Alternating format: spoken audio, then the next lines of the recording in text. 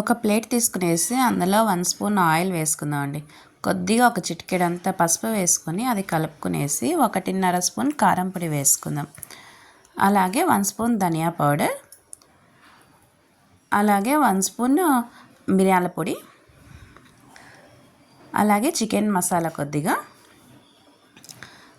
గరం మసాలా, కొద్దిగా జీరా పౌడర్, కొద్దిగా ఉప్పు.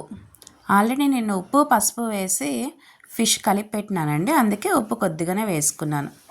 కొద్దిగా ఒక 1 స్పూన్ అంతా తెల్ల నువ్వులు, ఒక 1/2 స్పూన్ అంతా గసగసాలండి.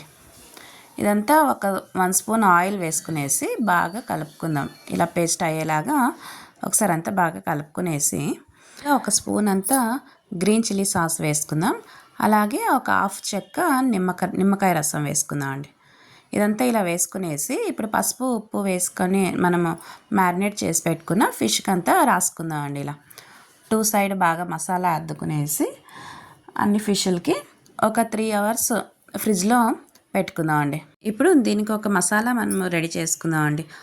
ఆనియన్, కొత్తిమీర, రెడ్ చిల్లీ, కొద్దిగా వెల్లుల్లి, ఉప్పు, కారం, గరం మసాలా వేసుకొని ఇలా పేస్ట్ చేసుకుందాం అండి.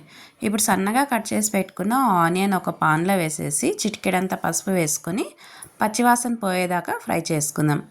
ఇలా ఫ్రై అయినాయి కదా, ఇప్పుడు మనం ఇందాక మిక్సీ పట్టుకున్నాం కదా ఆనియన్ పేస్ట్ అండి, అది వేసుకొని అది కూడా బాగా ఫ్రై చేసుకుందాం. పచ్చివాసన పోయేదాకా ఒక 2 నిమిషాలు ఇలా ఫ్రై చేసుకునేసి దీన్ని చల్లారనిచ్చుకుందాం అండి. చూడండి, ఒక 3 అవర్స్ బాగా ఫ్రిడ్జ్లో నాన్నాయి కదా. ఇప్పుడు ఒకటి అరటాకు తీసుకునేసి అందుకు ఆయిల్ రాసుకుందాం అండి. కొద్దిగా కొత్తిమీర వేసుకుందాం. ఇప్పుడు ఇందాక మనము ఫ్రై చేసి పెట్టుకున్నాం కదా మసాలా, అది వేసుకుందాం. ఇలా అంతా మసాలా అప్లై చేసుకునేసి ఒక ఫిష్ పెట్టుకుందాం అండి.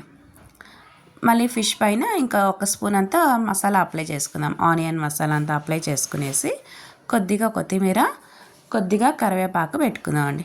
ఇలా పెట్టుకునేసి ఇలా పొట్లాల్లాగా చుట్టుకొని దారం చుట్టుకుందాం అండి.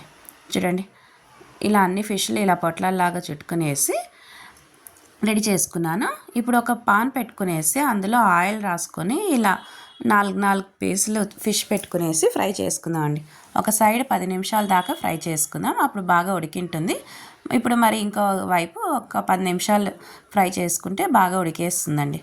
చూడండి, ఫిష్ అయితే రెడీ అయిపోయింది 20 మినిట్స్లో. చూడండి, టేస్టీ అరటాకు ఫిష్ ఫ్రై అయితే రెడీ అయిందండి.